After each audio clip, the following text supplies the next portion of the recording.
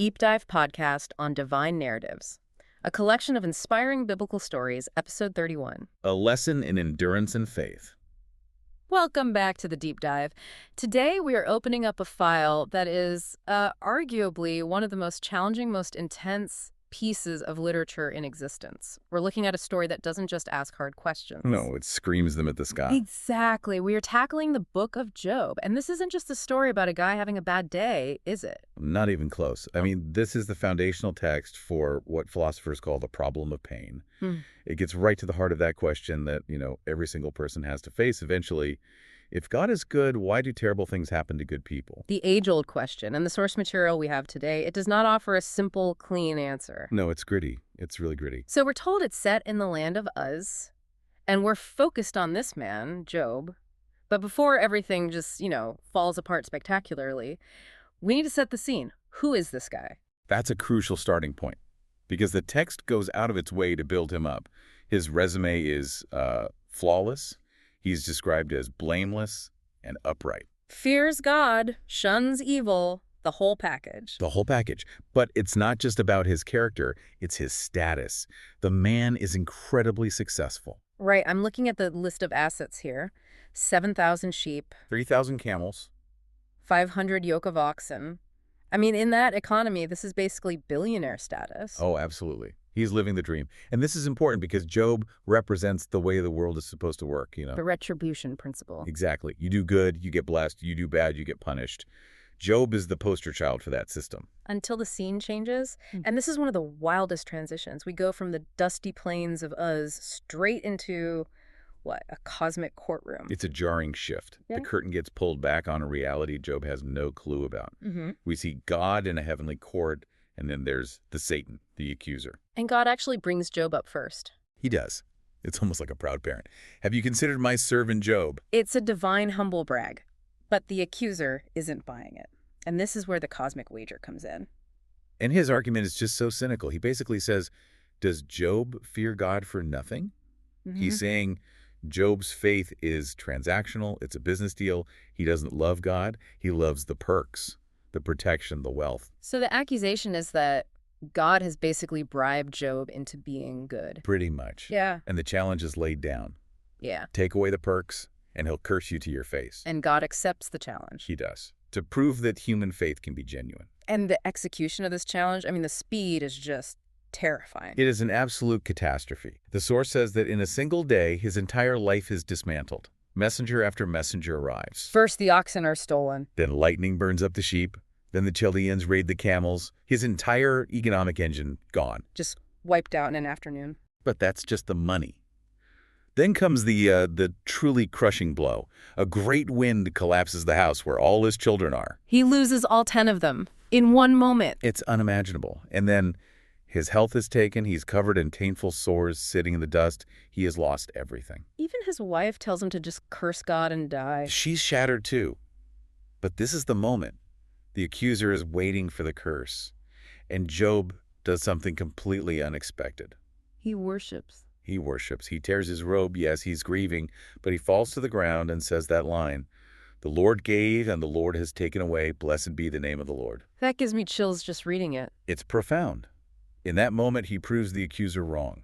His faith wasn't about the camels. But, and this is a huge but, the story doesn't stop there. We like to put that verse on a coffee mug and move on, but Job is human. He is. And the shock wears off. The reality of the pain sets in. And that's where things get messy and real. Enter the three friends, Eliphaz, Bildad, and Zophar. Right. The famous Job's comforters. Now, they've become a punchline for terrible advice. But the source actually gives him some credit at the start, doesn't it? It does. They hear about what happened, and they show up. But when they see him, they're so overwhelmed they just weep. And then they do the best thing they could possibly do. They sit with him in silence. For 7 days and 7 nights. Just sit there in the dust with him. It's a ministry of presence. A powerful model of empathy. If the book ended there, they'd be heroes. But it doesn't. The silence breaks. Job finally speaks, and he's in agony. And once he opens that door, the friends decide it's time to offer their wisdom. And this is where it all goes off the rails. Completely. They start applying that flawed logic we talked about. They look at his suffering and they work backward. God is just. God punishes wickedness. Job is suffering immensely. Therefore, Job must have done something incredibly wicked. It's the just world hypothesis, right? We want to believe the world is fair because it makes us feel safe. If Job is innocent, then this could happen to us. Exactly. So they have to prove he's guilty to protect their own worldview. They start gaslighting him. Think about it, Job. Who, being innocent, has ever perished? Just confess your secret sin, and God will fix it. And this drives Job absolutely crazy because he knows he's innocent. So you have this huge tension. His reality, his innocence, is clashing with his theology, which up until now was the same as his friends. And Job starts to lament. And he is not the stoic worshiper anymore. He is raw. He's angry. He feels abandoned. He basically wants to serve God a subpoena and say, explain yourself. What's the charge? I love that about this story. It validates the anger. He questions God's justice, but he never stops talking to God. He wrestles with God. He doesn't walk away from him. That's the key. Yeah. And after chapters and chapters of this argument, we get to the climax. The sky darkens, and we get the voice from the whirlwind. Finally, God is going to speak. He is. Job has been demanding an answer. He wants to know why. And God finally speaks. But here's the twist. He doesn't answer the question. Not a word. He never explains the wager. He doesn't say, sorry, Job, it was a test. He doesn't address Job's specific grievances at all. So what does he say? He goes on the offensive. He starts asking Job questions. Where were you when I laid the foundations of the earth? It's a rhetorical barrage. It is. God takes him on a tour of the cosmos. He talks about the oceans, the snow, the constellations. He talks about wild animals that Job has no control over. It's like a nature documentary from the creator.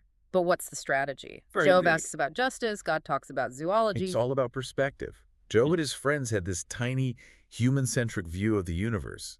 God pulls the camera way, way back. He shows him a universe that is wild and complex and operates on a scale he can't even comprehend. That's it. It's like an ant complaining about a crumb being in the wrong place while the architect is trying to explain the skyscraper.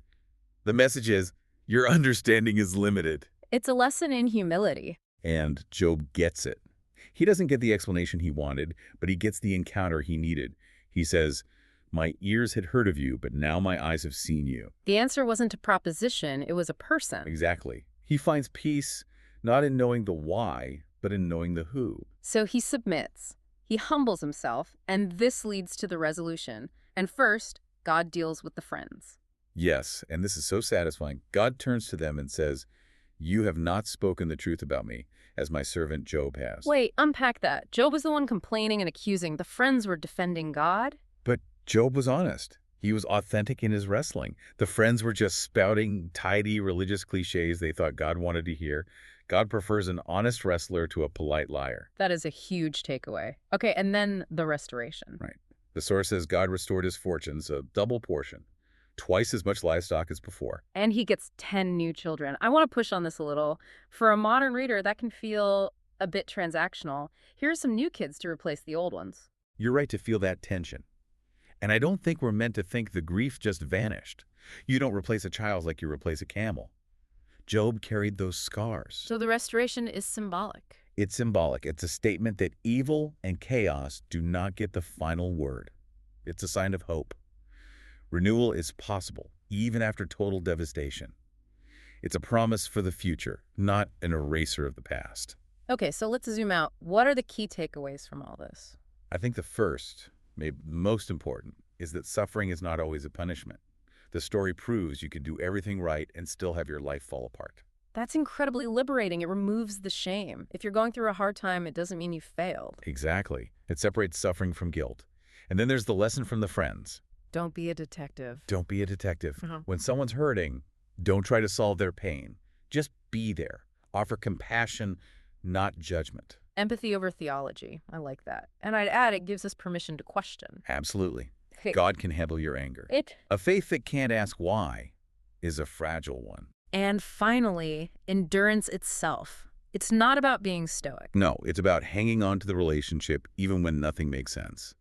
It's trusting the driver even when you can't see the road ahead. That's powerful. And as we wrap up, I'm thinking about you, the listener, who might be in your own job moment. It's a universal experience. And I think this story asks us, how do we handle the mystery?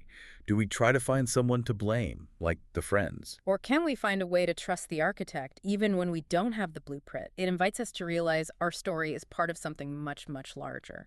And there's one final thought I want to leave everyone with. It's something that really hit me this time. Go on. We, the readers, get the prologue. We know about the wager. We know why it all happened. Right. We have the God's eye view. But Job, he never finds out. Really? In the text, God never tells him. He dies an old man, full of days, but he's never told about the cosmic wager. He never gets the behind-the-scenes reason. Wow. That's profound. He had to trust the outcome without ever knowing the origin of the trial. Maybe that's the truest definition of faith. Trusting without the footnote. It really is. Something to mull over. Thank you for joining us on this deep dive. My pleasure. We'll catch you on the next one. Stay curious.